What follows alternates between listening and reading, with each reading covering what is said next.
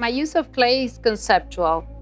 I'm interested in the relation of clay and culture and the earth itself.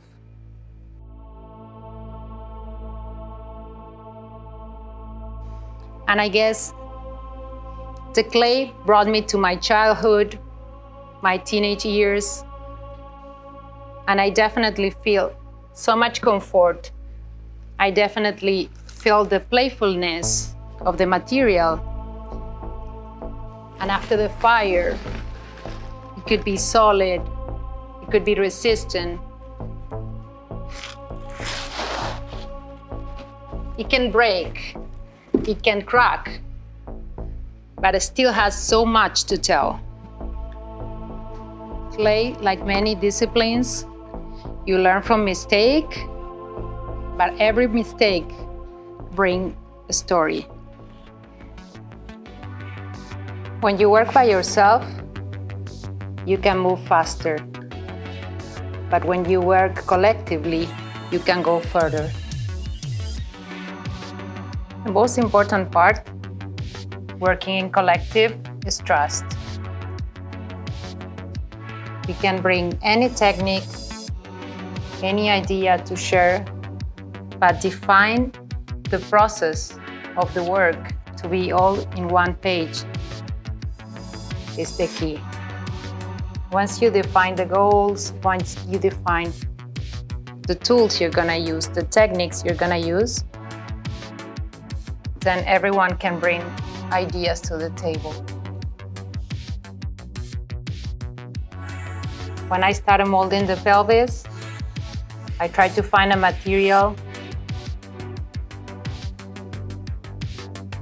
that dries fast, that captures the shape,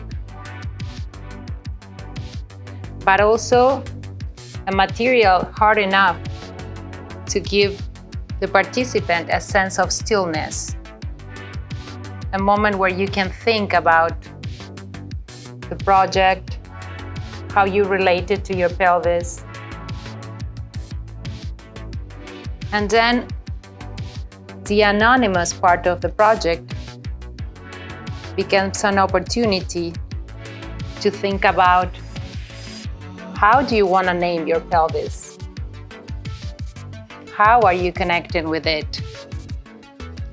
Is there anything you want to heal? Is there anything you want to honor?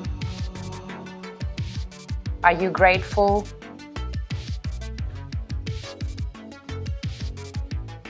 And after 20 minutes, this material dries.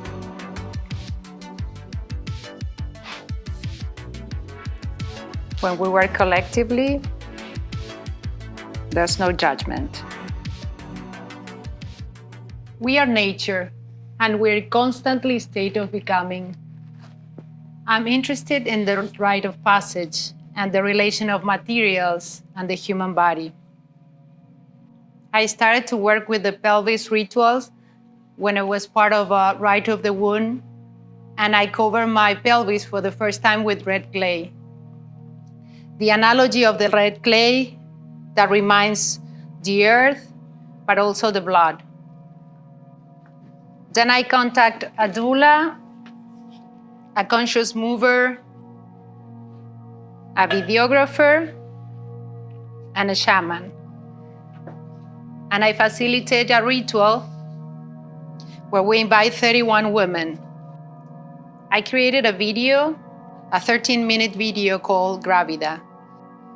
And Grávida was plowing the ground, like fertilizing for later on planting seeds. In the ritual, the doula initiates with a whisper inside the woman's womb. The womb is not a place to store fear or pain. The womb is this place to give birth to life. And the woman passes it on. Your womb is not the place to store fear or pain. Your womb is the place to give birth to life. And you pass it on. After 2 years, I reconnected with 23 women in order to start the production of my first series of ceramic vessels. This time, I work with stoneware, a material that only can get harder and harder through the fire. From the pelvis, as a bidimensional concept, I went to three-dimensional, which is the core. The core for me is the powerhouse. It's the strength, it's what connects. These vassals tells the story of a group of women, as many vassals can tell the story of a civilization. They resist cracks, they resist thousands of years. You can still tell the story after that many years. This practice became an index for me. A list in alphabetical order of people I met,